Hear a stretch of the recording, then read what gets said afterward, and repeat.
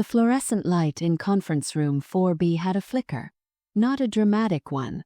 Not the kind you'd notice in a movie. Just a faint arrhythmic pulse in the second tube from the left. Barely perceptible unless you'd spent years sitting beneath it, which I had.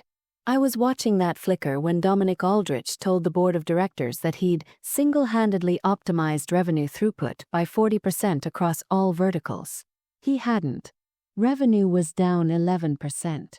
I knew because I'd built the dashboard that tracked it.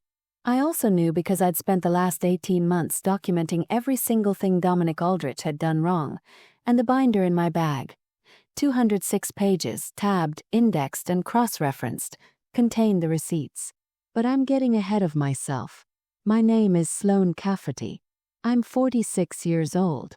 For 15 years, I was the Senior Director of Operations at Halcyon Ridge Partners, a mid-market management consulting firm headquartered in Denver, Colorado, with satellite offices in Chicago and Austin. We served 74 active clients across healthcare administration, financial services, and municipal infrastructure. Industries where mistakes don't just cost money, they cost livelihoods. Our annual billings when I started were $31 million. When I left, they were $89 million. I'm not claiming sole credit for that growth. I'm claiming architectural credit, which is different and more important. I built the systems that made the growth possible.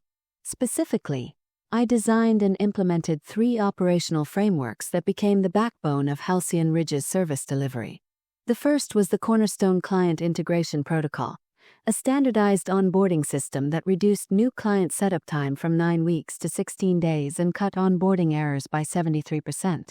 Before Cornerstone, every new engagement was a custom build. After Cornerstone, it was a process. Processes scale. Custom builds don't. The second was the Ridgeline Performance Tracking System, an internal analytics platform that monitored consultant utilization rates, project margin health, and client satisfaction scores in real time across all 74 accounts. Ridgeline was the reason our average project margin held at 34% for 6 consecutive years. 7 points above the industry benchmark. It was also the reason I could tell you, at any given moment, which projects were bleeding money and why. Most firms find out they're losing money on a project when the project ends. We found out on Tuesday. The third was the Sentinel Compliance Archive, a documentation and audit readiness system I built after a near miss with a state regulatory review in 2016. Sentinel stored every client communication, every deliverable revision, every internal decision memo, and every approval chain in a searchable, time-stamped database. It had saved us from 2 potential lawsuits and 1 actual audit. The auditor told our CFO it was the most organized compliance archive he'd ever seen. Our CFO, Gerald Maines, told me this over coffee the next morning with the quiet pride of a man who understood what he was looking at. "Sloane," he said, "that system is worth more than half the people in this building." He wasn't wrong. He also wasn't exaggerating by much. The personal cost of building those systems was the standard inventory. I hadn't taken a full weekend off in 4 years. I'd missed my daughter Margot's high school graduation rehearsal because a client in Phoenix had a compliance emergency that required 11 hours of consecutive document reconstruction. I made the actual graduation. Front row, flowers, the whole performance. But the rehearsal dinner afterward, where Margot gave a toast I'm told was funny and self-deprecating and exactly like her, I missed that too. My ex-husband, Paul, recorded it on his phone and sent it to me. I watched it in the parking lot of the Phoenix Marriott at 10:40 p.m., sitting in a rental car that smelled like synthetic pine, crying in the way you cry when you know you chose this and you choose it again, and that's the part that actually hurts. I was good at my job. I was quiet about being good at my job. And for 15 years that was enough because Halcyon Ridge was run by a man who understood the difference between visibility and value. That man was Arthur Aldrich, founder, Erman. The person who'd hired me in 2009 when I was 31 and had more ambition than experience, and who'd spent the next decade and a half giving me room to build things without requiring me to perform the building for an audience. Arthur was 68, sharp in the way that old-school consultants are sharp. He could read a room faster than most people could read a memo, and he had the rare executive quality of knowing what he didn't know. He didn't understand Ridgeline's back-end architecture. He didn't pretend to. He understood that it worked, and he understood that I was the reason it worked, and that was sufficient. Arthur semi-retired in January 2023. Not fully. He retained his board seat and his chairman title, but he stepped back from daily operations, which meant someone needed to step into the gap. The board appointed an interim COO to manage the transition while they evaluated internal candidates for a permanent leadership role. The interim COO was Dominic Aldrich, Arthur's son. He was 32. I want to be precise about Dominic because precision is what separates documentation from gossip, and I've spent 18 months on the right side of that line. Dominic Aldrich had a bachelor's degree in business administration from the University of San Diego and an MBA from a program I won't name because the program itself was fine. Dominic was the variable. He'd worked at Halcyon Ridge for 3 years before his interim appointment, nominally as a Strategic Initiatives Director, a title that Arthur had created specifically for him and that, as far as I could determine, involved attending meetings, requesting reports from other people's teams, and occasionally forwarding articles from Harvard Business Review with the note, "Thoughts." attached. His actual contributions during those 3 years, quantified: 0 new client acquisitions, 0 system improvements, 0 process innovations. He had, however, organized the company's 25th anniversary party, which went $40,000 over budget because he'd insisted on a venue in Aspen and a keynote speaker who turned out to be a motivational coach from Instagram with 200,000 followers and nothing to say.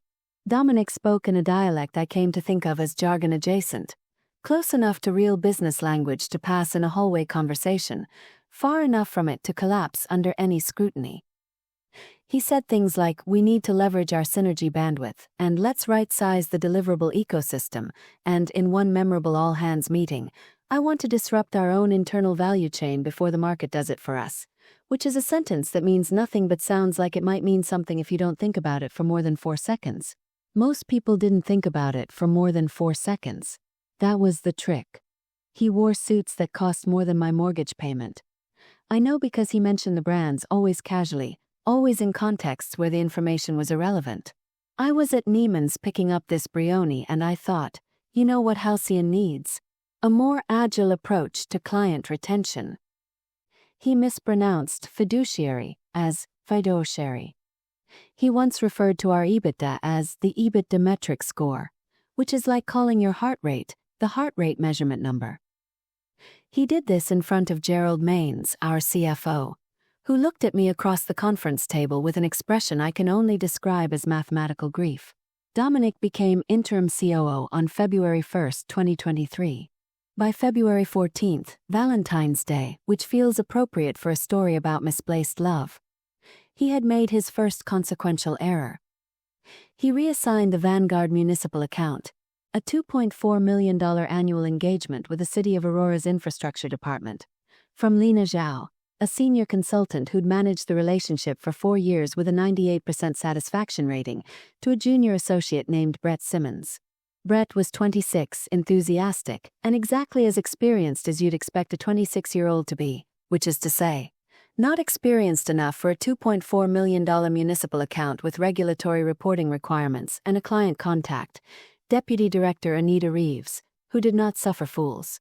Dominic's reasoning, delivered in a team meeting I attended and documented: we need to democratize client exposure across the talent pipeline. Lena's been siloed on Vanguard too long. Fresh eyes bring fresh value. Lena, who was sitting 3 chairs to my left, said nothing. Her jaw tightened. That was all. Lena Zhao was 39, precise, and had the particular composure of someone who has learned that arguing with authority is less effective than outlasting it. She caught my eye as the meeting ended. I gave her a small nod. She returned it. We didn't need words. We'd been having that conversation silently for weeks.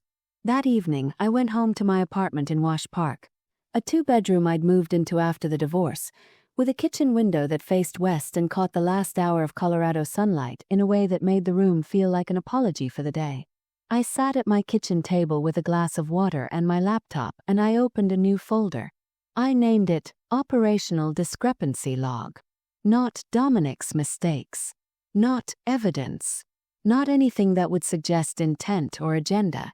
just a neutral clinical label for what I was about to do, which was neutral and clinical. Document every operational decision Dominic Aldrich made, its stated rationale, its actual outcome, and its financial impact on the company. Timestamp. Source linked. Cross-referenced against Ridgeline data and Sentinel records. I typed the first entry at 8:47 p.m. on February 14, 2023. Vanguard municipal account reassigned from L. Zhao, 4 years, 98% satisfaction, to B. Simmons, 8 months, no municipal experience. Stated rationale. Democratize client exposure. No transition plan documented. No client notification sent. Estimated risk. Account instability within 60 days. I was right about the 60 days. I was wrong about the severity.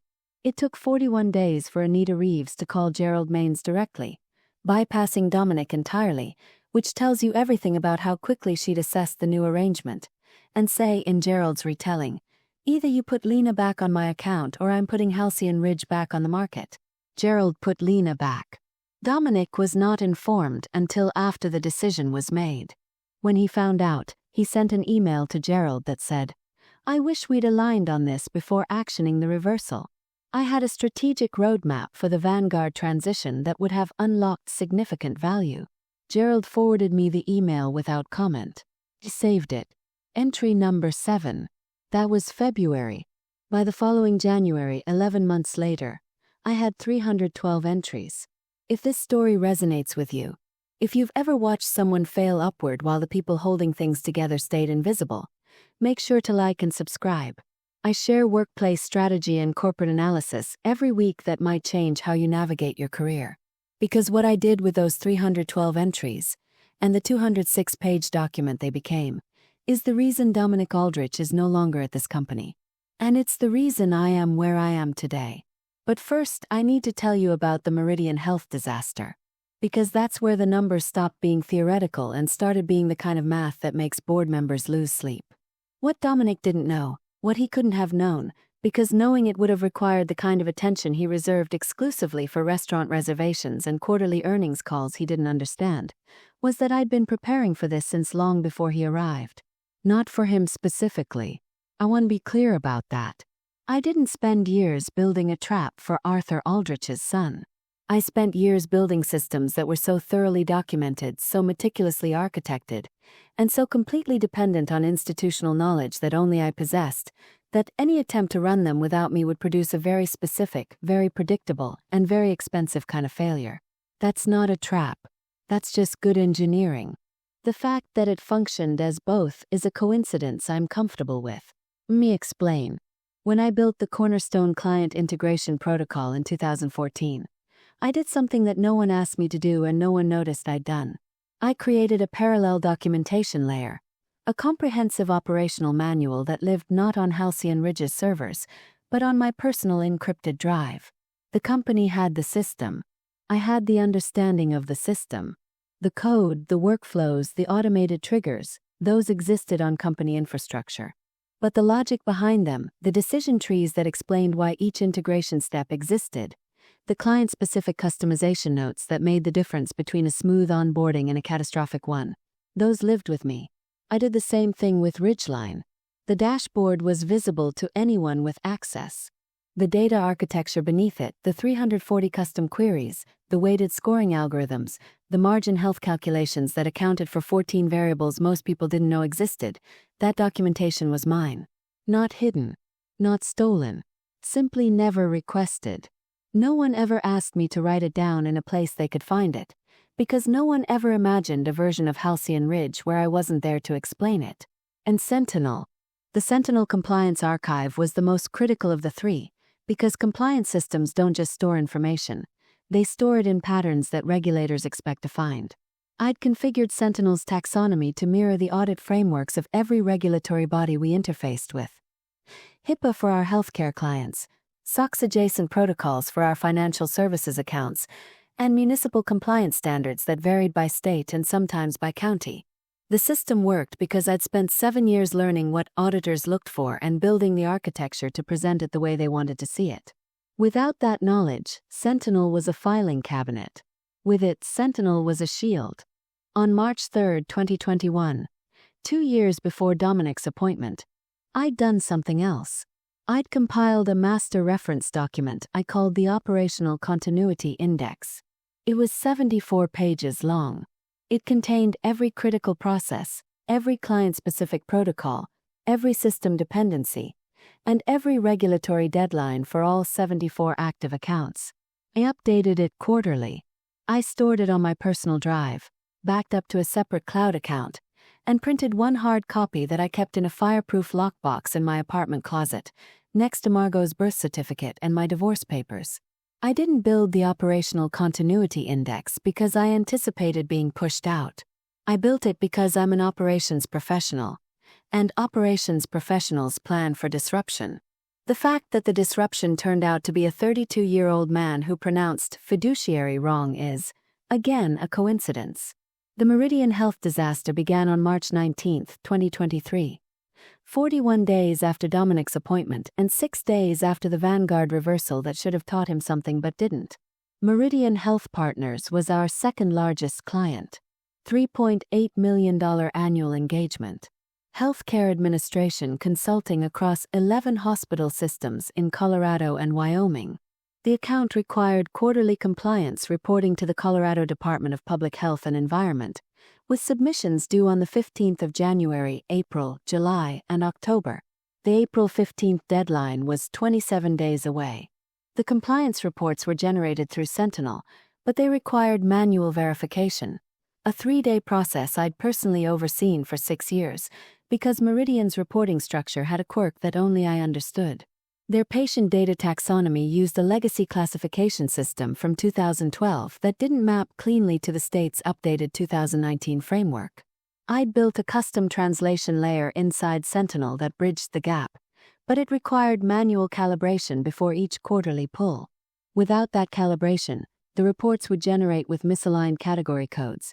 Not obviously wrong, not dramatically wrong, but wrong enough that a state auditor would flag them, and wrong in a way that would take weeks to untangle. I had explained this to exactly one person, Gerald Maines. In a memo dated November 8, 2022, I'd recommended that Halcyon Ridge hire a dedicated compliance analyst to learn the Meridian calibration process as a redundancy measure. Gerald had approved the recommendation and forwarded it to Arthur, who'd agreed. The hire was scheduled for Q1 2023. Dominic cancelled it. Entry number 23 in my log. February 28, 2023. His email to Gerald read, "I've reviewed the headcount projections and I think we need to be more strategic about resource allocation. The compliance analyst role feels like a legacy ask. Let's sunset it and redistribute the workload across the existing team. We should be empowering our people to be more cross-functional, not adding layers." Gerald forwarded me the email. I read it twice. Then I saved it, noted the date and time, and added a single line to my log. Meridian Compliance Redundancy Hire cancelled by D. Aldrich. No replacement plan documented. April 15th deadline at risk. I didn't raise an alarm. I didn't argue. I didn't send a follow-up email explaining why the hire was necessary. I had already explained it, in writing, with Gerald's approval and Arthur's sign-off. The explanation existed. It was documented. If Dominic chose to override it without reading it, that was a decision, and decisions have consequences, and I was in the business of documenting both. April 15th arrived. The Meridian compliance reports were submitted by Dominic's team, specifically by a junior analyst named Priya Chandrasekharan, who was 27, talented, and had never seen the Meridian calibration process because no one had trained her on it because the person who was supposed to train her had never been hired because Dominic had sunset the role. Priya did her best. Her best was not enough, because her best was constrained by information she didn't have. The reports went out with 34 misaligned category codes across 7 of the 11 hospital systems. The Colorado Department of Public Health flagged the submission on April 22 and issued a formal deficiency notice on April 29, requiring corrective resubmission within 30 days and triggering a compliance review of Meridian's entire reporting history. The cost of the deficiency: $180,000 in immediate remediation consulting fees, billed internally. A 14-point drop in Meridian's client satisfaction score, from 94 to 80. And a phone call from Meridian's CEO, Dr. Carolyn Faust, to Gerald Maines, in which she said, and Gerald relayed this to me verbatim, because Gerald and I still spoke regularly, because Gerald understood that institutional memory doesn't resign when the person carrying it does. I've worked with Halcyon Ridge for 6 years because of Sloane Cafferty's attention to detail. If that attention to detail no longer exists at your firm, I need to know now, because I have other options and a fiduciary obligation to exercise them. Sorry. Dr. Faust pronounced it correctly. Entry number 47. Timestamped, sourced, and cross-referenced with the original headcount memo, Dominic's cancellation email, the state deficiency notice, and the Ridgeline satisfaction score data. Dominic's response to the Meridian crisis was a masterclass in the particular incompetence of people who believe that managing a problem and understanding a problem are the same thing. He called an emergency meeting. He loved emergency meetings, the way some people love fire alarms, for the urgency they confer on the person pulling them, and announced that the firm needed to stand up a tiger team to triage the compliance gap and deliver a best-in-class remediation narrative to the client. Lena Zhao, who was in the meeting, told me later that she'd written the words tiger team on her notepad and underlined them 3 times. I don't know what a tiger team is, she said. I've been in consulting for 14 years and I genuinely do not know what that means. It means a meeting about having more meetings, I said. That's what I thought. The tiger team met 4 times. They produced a 12-slide deck. The deck contained the phrase compliance excellence journey on 3 separate slides. The actual remediation, the technical work of recalibrating Sentinel's translation layer and resubmitting the corrected reports, was done by Priya Chandrasekharan, working 14-hour days for 2 weeks, calling me on her personal phone at 9 p.m. on a Tuesday because she'd found the calibration gap but didn't understand the legacy taxonomy mapping. Helped her. I want to be clear about that. Priya was not the problem. Priya was a talented analyst who'd been set up to fail by a man who cancelled her support structure because the word compliance didn't sound strategic enough. I walked her through the mapping over the phone, step by step, for 2 hours. I did it because Priya deserved better than what she'd been given, and because the 11 hospital systems served real patients whose data integrity mattered more than my grievance with Dominic Aldrich. But I documented the call. Entry number 51. April 30th. 9:07 p.m. p. Chandrasekharan contacted me for technical guidance on Meridian calibration process. Guidance provided. Duration, 2 hours 14 minutes. This consultation was necessitated by the cancellation of the compliance analyst hire, see entry 23, and the absence of any internal documentation or training on the calibration process. By the end of April, my log had 58 entries. The Meridian remediation cost the firm $180,000 in direct expenses and an estimated $400,000 in at-risk revenue, because Dr. Faust had begun requesting quarterly check-in calls with Gerald, not Dominic, never Dominic, to ensure continuity of service quality. That's client language for, I'm watching you, and my patience has a dollar amount attached to it. Dominic, meanwhile, had moved on to his next initiative. He called it Project Horizon, a company-wide restructuring of the client engagement model that he'd designed himself on a whiteboard during a weekend retreat at his father's house in Vail. I know it was designed on a whiteboard because he photographed the whiteboard and included the photo in his proposal deck, apparently unaware that the whiteboard also contained, in the upper left corner, a partially visible grocery list that read oat milk, prosciutto, gorgonzola, in what I can only assume was Arthur's handwriting. Project Horizon proposed eliminating the dedicated account manager model, the system where each major client had a single senior consultant who owned the relationship, and replacing it with a dynamic resource allocation matrix, in which consultants would rotate across accounts on a quarterly basis to prevent knowledge silos and foster cross-pollination of strategic insights. I read the proposal on May 3rd. I read it again on May 4th, because I wanted to make sure I wasn't misunderstanding it. I wasn't. Dominic was proposing to dismantle the single most important structural element of our client retention strategy, the thing that had kept our retention rate at 96.2% for 6 consecutive years. and replace it with a system that would ensure no consultant ever knew a client well enough to serve them properly. I documented the proposal. Entry number 61. I noted the date, the stated rationale, eliminate knowledge silos, the actual likely outcome, client destabilization across all major accounts, and the estimated financial risk. I calculated the risk using ridgeline data. If our retention rate dropped from 96.2% to the industry average of 84%, the annual revenue impact would be approximately $10.8 million. I did not raise an objection. I did not send a memo. I did not request a meeting. I added the entry to my log, closed my laptop, and drove to Margot's apartment to help her assemble a bookshelf she'd bought from IKEA. We drank cheap wine and argued about whether the instructions were deliberately confusing or just Swedish. It was the best evening I'd had in months. Gerald Maines objected. Loudly by Gerald's standards, which meant a 4-page memo with financial projections and a subject line that read, "Concerns regarding Project Horizon, urgent." Dominic responded with a 1-paragraph email that said, "Gerald, I appreciate the rigor, but I think we're letting legacy thinking constrain our growth potential. Let's align offline and I'll walk you through the strategic vision." Gerald called me that night. "He told me to align offline," Gerald said. His voice had the flat quality of a man who has just been told that gravity is a matter of opinion.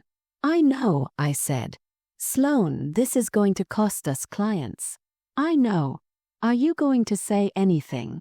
"No." Gerald was quiet for a moment. "You're documenting all of this, aren't you?" I didn't answer. Gerald didn't need me to. "Good," he said and hung up. Project Horizon launched on June 1, 2023. By June 30th, 3 clients had formally complained about the consultant rotation. By July 31st, one of them, Archer Financial Group, a $1.6 million annual account, had issued a 90-day termination notice, citing inconsistent service quality and loss of institutional knowledge. The phrase "loss of institutional knowledge" appeared in their termination letter, which I found quietly satisfying in a way I won't pretend was entirely professional. Entry number 89. Entry number 90. Entry number 91. By August, the log was 142 entries long, and the cumulative financial damage I documented, lost revenue, remediation costs, at-risk accounts, compliance penalties, totaled $6.3 million. Not theoretical, not projected, documented. Every dollar traced to a specific decision, a specific date, a specific email or meeting or whiteboard photograph with a grocery list in the corner.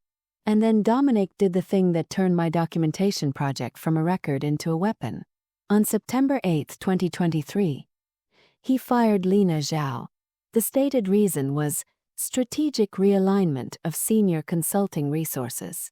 The actual reason, as far as anyone could determine, was that Lena had contradicted Dominic in a client meeting with Vanguard Municipal. Anita Reeves had asked a question about the project timeline, and Dominic had given an answer that was wrong. Not approximately wrong, not arguably wrong, but factually, demonstrably, checkably wrong. He'd said the Phase 3 deliverables were on track for October 1st. They weren't. They were scheduled for November 15th. Lena, who managed the project and knew the timeline because she'd built the timeline, corrected him. Politely. Precisely. In front of the client. Dominic smiled. He said, "Great catch, Lena. That's the kind of detail orientation that makes this team world-class." Anita Reeves looked at Lena with an expression that communicated very clearly that she knew exactly what had just happened and exactly what it meant. 3 weeks later, Lena was gone. HR cited a restructuring initiative. Lena called me from her car in the parking garage. She wasn't crying. Lena didn't cry. But her voice had the careful steadiness of someone holding something heavy. "He fired me because I corrected him," she said. "I know. In front of Anita. I know. Sloan, what do I do? You call an employment attorney. You document everything you remember about the meeting, the correction, and the termination conversation. Dates, times, who was present, exact words used.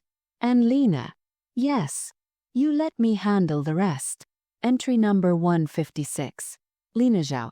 Terminated September 29, 2023. 14 years of service.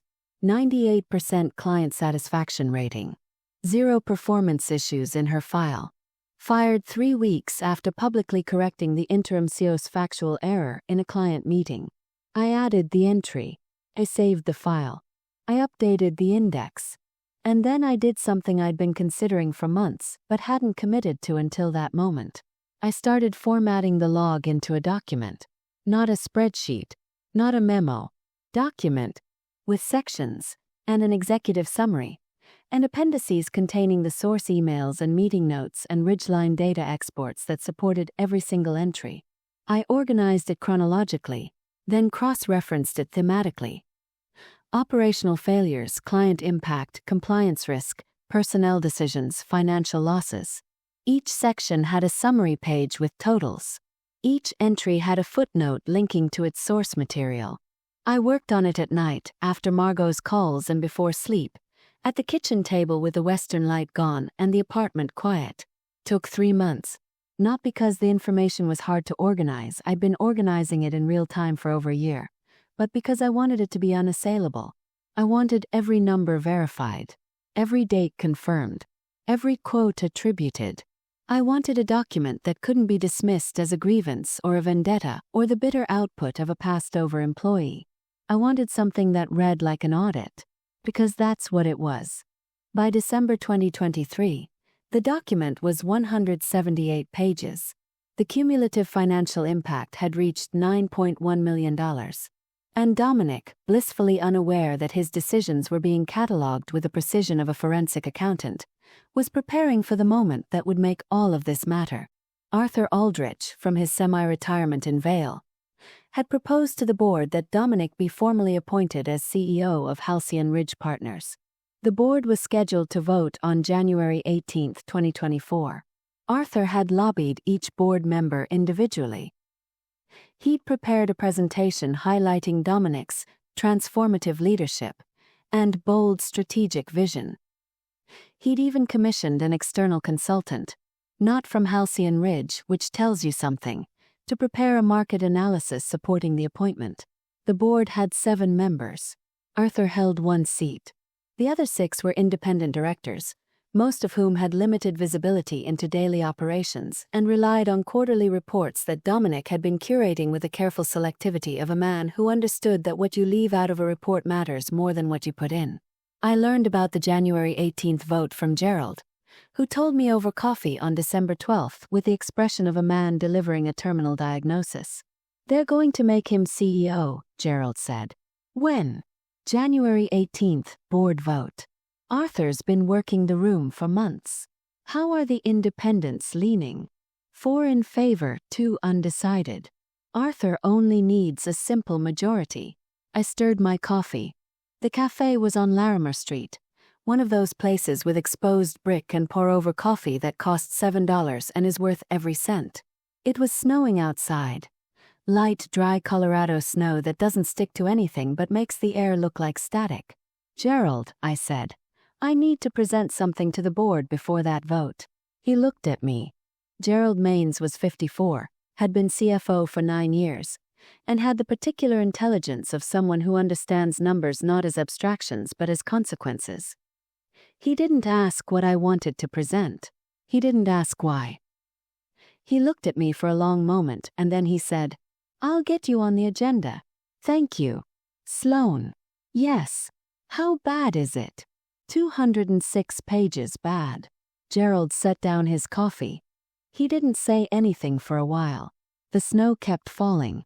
The cafe's espresso machine hissed in the background, a sound like a slow, mechanical exhale. "Good," he said finally. "It should be." Before I tell you what happened in that boardroom on January 18th, before I describe the look on Dominic Aldrich's face when he realized that every mistake he'd ever made had been recorded, indexed, and was now being projected onto a screen in front of the 7 people who would decide his future, I want to ask you something. Have you ever worked for someone who got the job because of who they knew, not what they knew? Have you ever watched someone dismantle something you built and call it innovation? If you have, then you already know why I did what I did. And if you want to know exactly how it played out, make sure you're subscribed, because what happened next is the reason I'm telling this story from the other side of it. January 18th, 2024. 9 a.m. The Halcyon Ridge boardroom on the 8th floor. A room I'd been in perhaps 200 times, but that felt, on this particular morning, like a place I was entering for the first time. New carpet. Arthur had it replaced in November. Charcoal gray, tight weave. The kind that absorbs sound so that every word spoken in the room lands with slightly more weight than it would elsewhere. The table was walnut, long enough to seat 14, and the 7 board members were arranged along one side in the configuration that boards adopt when they're about to make a decision they believe is already made. Relaxed posture, coffee cups half empty, the particular ease of people who think they're here to rubber stamp something and be home by lunch. Arthur Aldrich sat at the head. He was wearing a navy suit I'd seen before. His board meeting suit, the one he wore when he wanted to project gravitas without appearing to try. Dominic sat to his right, in a charcoal jacket that was slightly too tight across the shoulders, which I mention not because it matters, but because Dominic always dressed as though his clothes were aspirational rather than functional, as though the suit might confer the authority that his resume couldn't. I sat at the far end of the table. Gerald was 2 seats to my left. He'd placed a glass of water in front of him and hadn't touched it. His hands were flat on the table, which was Gerald's version of bracing for impact. The agenda listed my presentation as Item 4. Operational Performance Review, S. Cafferty. Dominic had seen the agenda. He'd glanced at me when I walked in and given me a nod. The kind of nod you give someone you consider functionally irrelevant, a courtesy extended downward. He didn't know what I was presenting. He hadn't asked. That was, in retrospect, the most Dominic thing he ever did. Not asking.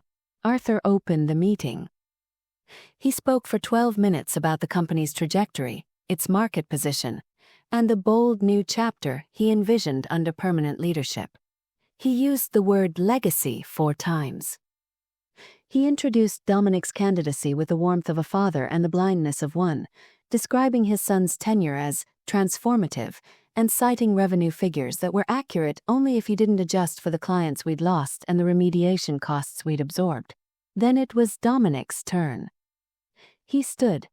He always stood for presentations, a power move he'd presumably read about somewhere, and delivered a 20-minute pitch that included the phrases paradigm-shifting operational cadence, ecosystem-first client architecture, and memorably, I want to take Halcyon Ridge from a consulting firm to a consulting force. I wrote that one down. I couldn't help it. He finished. The board applauded politely. Arthur beamed. And then Helen Marsh, the board chair, a 61-year-old former CFO of a Fortune 500 logistics company who had the demeanor of someone who had seen everything and was tired of most of it, looked at the agenda and said, Item 4. Sloan, you have the floor. Understood. I didn't need to, but I wanted to be at eye level with everyone in the room. And I wanted Dominic to register physically that I was no longer sitting quietly at the end of the table. Thank you, Helen, I said. I'll be brief about the context and thorough about the data. I've prepared a comprehensive operational performance review covering the period from February 1, 2023, through January 10, 2024, the full duration of Dominic Aldrich's interim SO tenure. The review documents 312 operational decisions, their stated rationales, their actual outcomes, and their cumulative financial impact on the firm. It is 206 pages. Each of you will receive a copy. I've also prepared a 14-page executive summary for today's discussion. Open my bag. I removed 7 bound copies of the executive summary. Printed, tabbed, color-coded by section. I'd had them bound at a print shop on Broadway, the kind of place that does wedding invitations and doctoral theses. The woman at the counter had asked what the document was for. A board meeting, I'd said. Must be important, she'd replied. It is, I'd said, and left it at that. I distributed the summaries. Dominic watched me do it. His expression shifted from mild curiosity to something less comfortable. Not alarm yet, but the precursor to alarm, the way the air changes before a storm without the sky visibly darkening. Page 1, I said. Executive summary.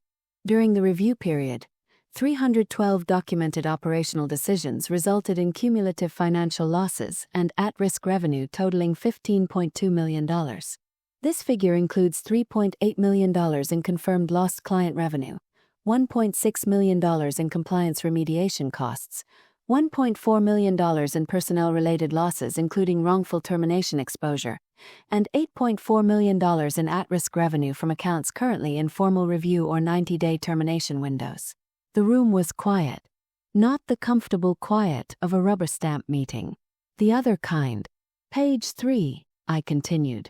Client impact analysis. During the review period, Halcyon Ridge lost 4 clients representing $4.2 million in annual revenue. Archer Financial Group, $1.6 million, terminated July 31st due to consultant rotation under Project Horizon. Westfield Capital Advisors, $890,000, terminated October 15th, citing, and I'm quoting their termination letter, a fundamental erosion of service continuity and institutional knowledge. Bridgeport Infrastructure Partners, $1.1 million, terminated November 30th after 3 consecutive missed deliverable deadlines under the new engagement model. And Pacific Northwest Health Alliance, $640,000, currently in 90-day notice, triggered by a compliance reporting error structurally identical to the Meridian incident. I turned the page. Page 5. Compliance risk. The Meridian health deficiency, which I detailed in entries 47 through 58, resulted from the cancellation of a board-approved compliance analyst hire. The remediation cost $180,000. More significantly, it triggered a compliance review that identified systemic reporting vulnerabilities across 6 additional healthcare accounts, all of which traced to the same root cause: the elimination of dedicated account oversight in favor of the dynamic resource allocation matrix implemented under Project Horizon. Dominic spoke for the first time. "Sloan, I think we should." "I'm not finished," I said. Not sharply, not angrily, just factually. The way you'd say, "the light is red" to someone about to step into traffic. Helen Marsh looked at Dominic. "Let her finish," she said. Page 7. Personnel impact. During the review period, 3 senior consultants were terminated or resigned. Lena Zhao, 14 years of service, terminated September 29th, 3 weeks after correcting a factual error made by the interim COO in a client meeting. Marcus Webb, 9 years of service, resigned November 12th, citing, in his exit interview, which I obtained through proper channels, a leadership environment that punishes competence and rewards compliance. And Janet Okafor, 11 years of service, resigned December 3rd, stating that she no longer recognized the firm's operational standards. Combined, these 3 individuals managed $7.8 million in client relationships. Their institutional knowledge has not been replaced. I closed the summary. The full 206-page document, with source materials, appendices, and cross-references, is available for each board member. Every entry is time-stamped, sourced to internal communications or system data, and verified against Ridgeline performance metrics and Sentinel compliance records. I am not offering opinions. I am presenting outcomes. I sat down. The silence lasted 11 seconds. Counted. Arthur Aldrich broke it. "Sloan," he said, and his voice had the careful modulation of a man who is trying very hard to sound reasonable while his internal architecture is collapsing. "I appreciate the thoroughness, but I think this paints an incomplete picture. Dominic has been navigating a complex transition, and some operational friction is expected during." "Arthur." Helen Marsh's voice was quiet but carried the weight of someone who had spent 30 years in rooms like this and knew exactly when to use a first name. "I'd like to review the full document before we continue this discussion. I'm going to recommend we table the CEO vote until the board has had adequate time to assess the operational review." "Helen, I don't think that's..." "I'm not asking, Arthur. I'm informing you of a motion. Do I have a second?" "Seconded," said Raymond Chu, the board member to Helen's left. Raymond was 58, a former management consultant himself, and had been one of the 2 undecided votes. He was no longer undecided. I could see it in the way he was holding the executive summary. Not casually, not politely, but with both hands, the way you hold something you intend to read very carefully. The vote to table was 5-2. Arthur and one other board member, David Sinclair, who'd been Arthur's college roommate and whose independence was charitably theoretical, voted against. It didn't matter. The CEO vote was postponed. The 206-page document was distributed. And Dominic Aldrich sat in his too-tight charcoal jacket, staring at the executive summary in front of him, and said nothing. He didn't say nothing for long. 3 days later, January 21st, I received a call from a number I didn't recognize. I answered because I answer numbers I don't recognize. You miss too many important calls if you don't. Sloan. Dominic's voice. Not the boardroom voice. The one calibrated for confidence and projection. Different voice. Thinner. We need to talk about what you did in that meeting. What would you like to discuss? You ambushed me. You sat on that document for months and you dropped it in front of the board without giving me a chance to respond. That's not how professionals operate. I documented operational outcomes over an 11-month period and presented them to the governing body responsible for oversight. That is exactly how professionals operate. My father built this company. Your father built a good company. The document describes what happened to it. Silence. Then, I'm going to talk to legal. What you did, compiling that's a hostile act, Sloan. That's insubordination. You work for me. I don't actually. I report to the board on operational matters, per my contract. Section 4, paragraph 2. You're welcome to review it. This isn't over. I know, I said. The board still has 206 pages to read. He hung up. I saved the call log. Entry number 313. Dominic did talk to legal. Halcyon Ridge's general counsel was a woman named Patricia Voss, 52, who had been with the firm for 8 years and who possessed the specific talent of being able to read a situation with the same precision she read a contract. Patricia reviewed my document. She reviewed my employment contract. She reviewed the board's governance charter. And then she told Dominic, I learned this from Gerald, who learned it from Patricia directly, that my presentation was entirely within the scope of a senior director's reporting obligations to the board, that the document contained no confidential personnel information beyond what was already in company records, and that any attempt to retaliate against me would create significant legal exposure for the firm and for you personally. Dominic's response, according to Gerald. Whose side are you on? Patricia's response, according to Gerald. The firm's. Entry number 314. By week 5, the board had read the full document. All 206 pages. I know because Helen Marsh called me on February 5th and said, Sloan, I've been a board member for 22 years across 4 companies. I have never read anything like this. The level of documentation is extraordinary. Thank you, I said. It's not a compliment. It's an observation. You spent 18 months watching this company lose $15 million and you documented every dollar instead of raising an alarm. I need to understand why. This was the question I'd expected. The question I'd prepared for. The question that mattered more than any number in the document. Because I did raise alarms, I said. Entry 23 references a compliance analyst hire that was approved by the CFO and the chairman and cancelled by Dominic without consultation. Entry 61 references a 4-page memo from Gerald Maines opposing Project Horizon, which Dominic dismissed in a 1-paragraph email. Entry 156 references the termination of a 14-year employee 3 weeks after she corrected a factual error. Helen, I raised alarms through every channel available to me. They were ignored, overridden, or punished. The document exists because the normal mechanisms failed. Helen was quiet for a moment. The board is convening an emergency session on February 12th. I'd like you to be available. I will be. And Sloan. Gerald Maines has submitted a formal request to the board recommending that you be considered for the CEO position. I want you to know that before the meeting. I didn't say anything for a moment. Through my kitchen window, the late afternoon light was hitting the mountains in that way it does in February. Sharp and cold and impossibly clear, The kind of light that makes everything look like it's been outlined in ink. "Thank you, Helen," I said. "Don't thank me yet. Thank me after the vote." The emergency board session on February 12th lasted 4 hours. I was not in the room for all of it. I was asked to present for 40 minutes and then excused while the board deliberated.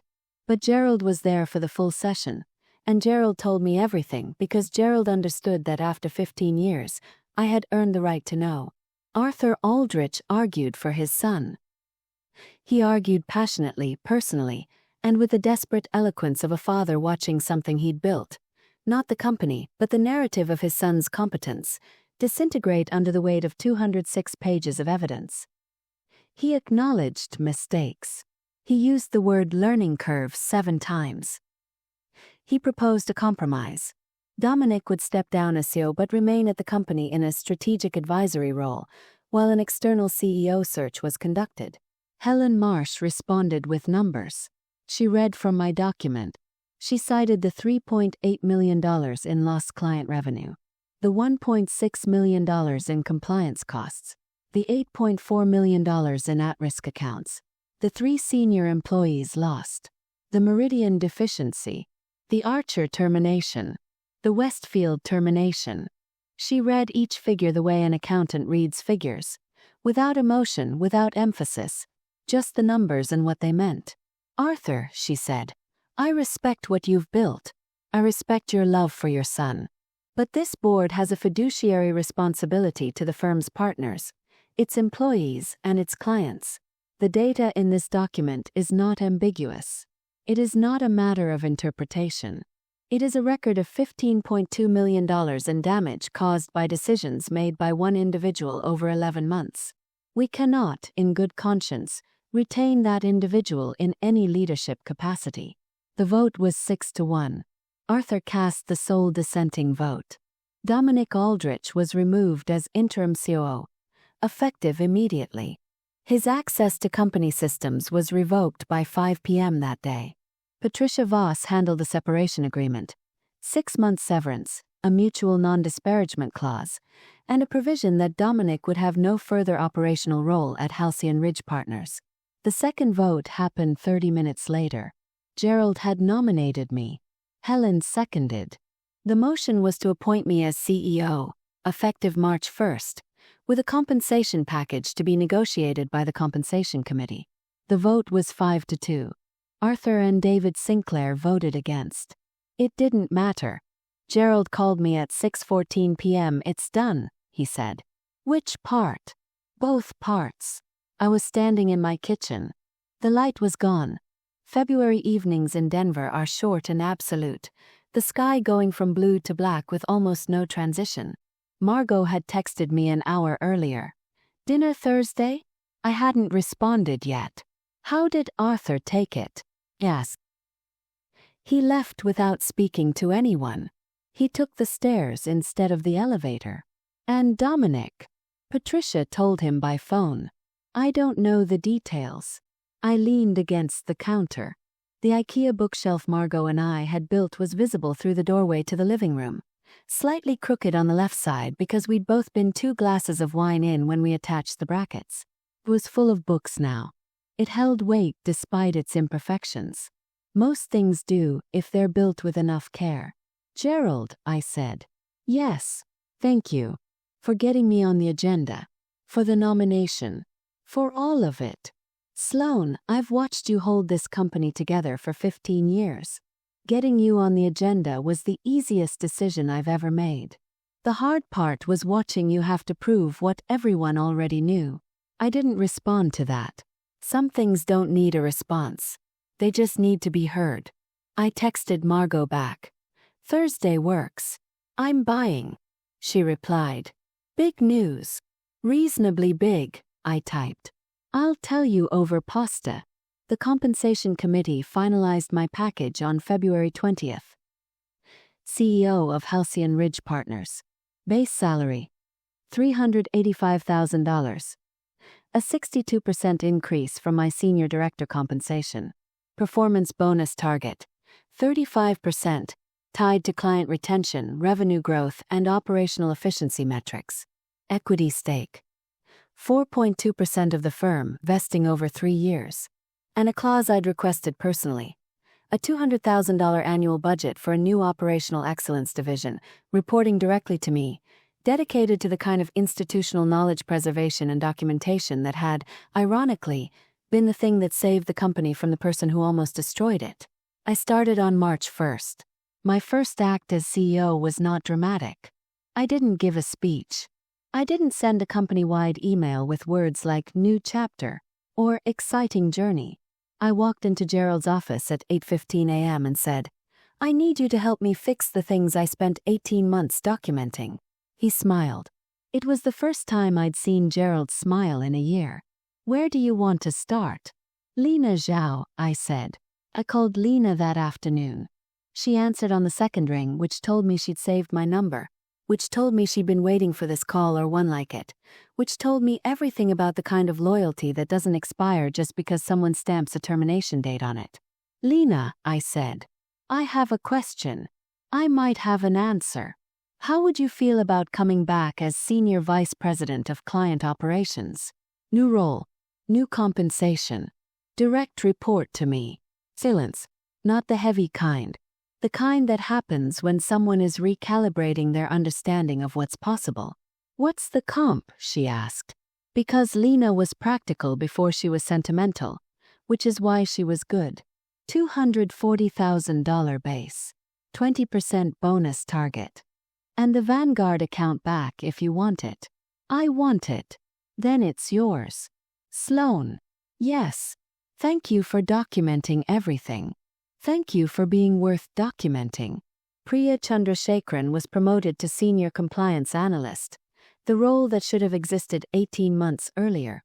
I gave her a $28,000 raise and a dedicated team of 2.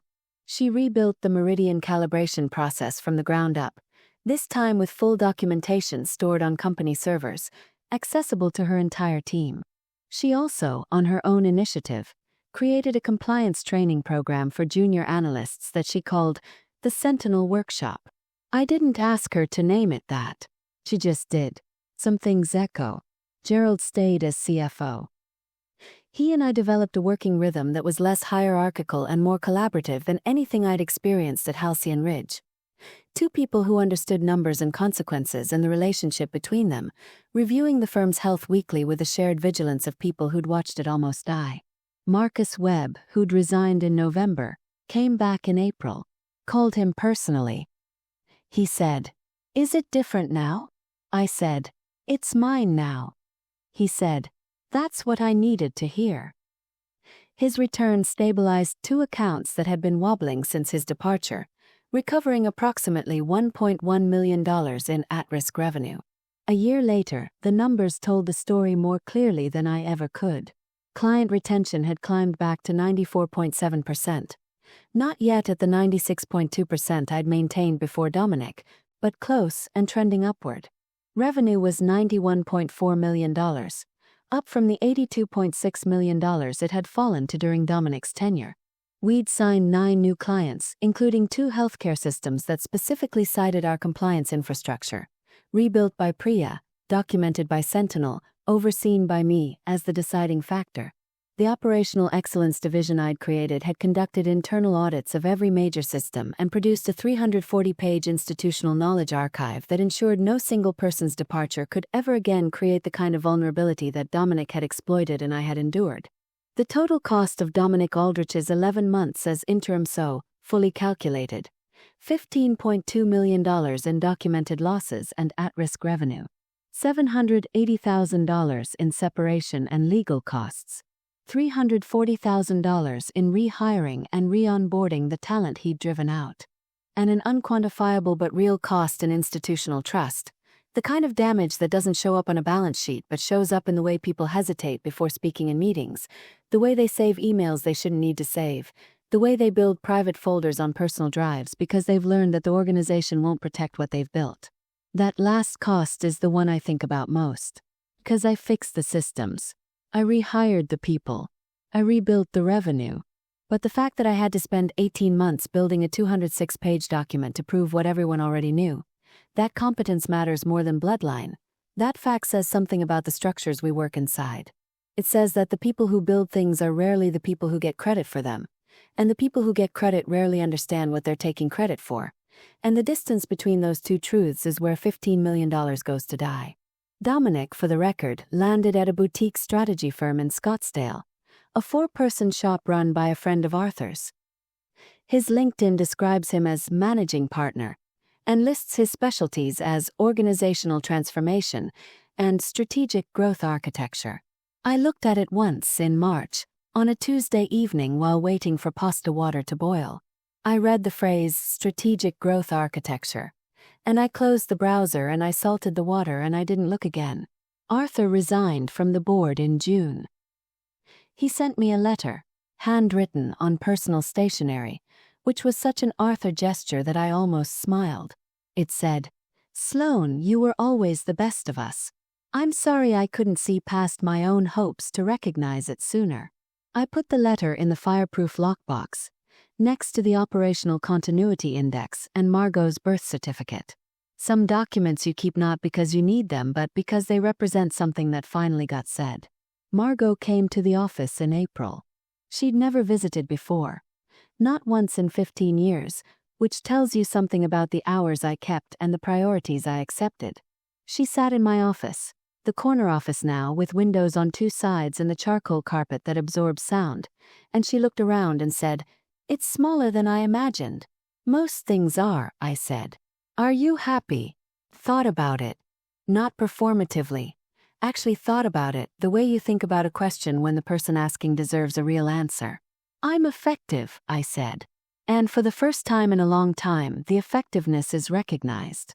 "I think that's close enough to happy for now." She nodded. She understood.